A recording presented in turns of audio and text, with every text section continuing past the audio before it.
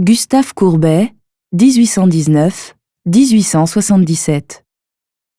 Le réveil, 1866. Les nus féminins et les couples de femmes, à la complicité physique étroite, jouent un rôle majeur dans l'œuvre de Gustave Courbet. Quelques-uns de ses tableaux ont provoqué des scandales dans les salons ou bien n'ont tout simplement pas été exposés du tout. Le public bourgeois de l'époque était très friand de nus féminins. Mais que Courbet peigne les femmes non pas de manière idéalisée mais plutôt dans leur corporéité brute, fut jugé particulièrement choquant. Encore en 1995, quand le tableau de Courbet, L'origine du monde, représentant un sexe de femme, a été exposé au public pour la première fois au musée d'Orsay, il a suscité de vives réactions. Courbet avait beaucoup de succès avec ses paysages, portraits et peintures d'animaux, malgré son réalisme social engagé qui faisait également débat. Avec ses scènes érotiques osées qui brisaient un tabou social, il recherchait la provocation. Il savait que des scandales publics étaient favorables à sa notoriété. Notre tableau ressemble à une partie d'une autre œuvre de Courbet avec Vénus et Psyché.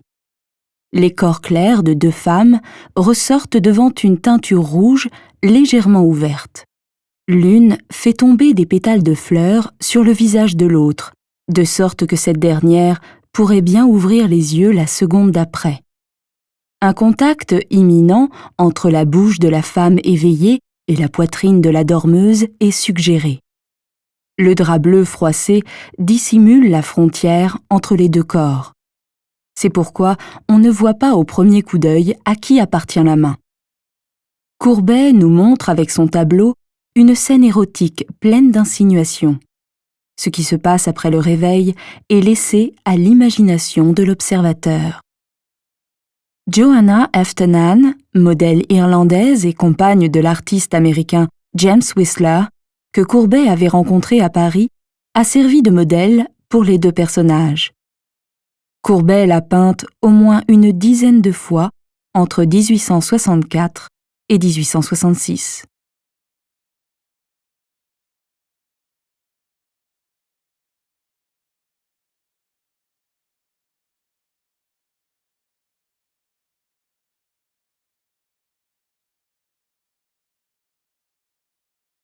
Visitez le Musée des Beaux-Arts de Berne et voyez les œuvres originales.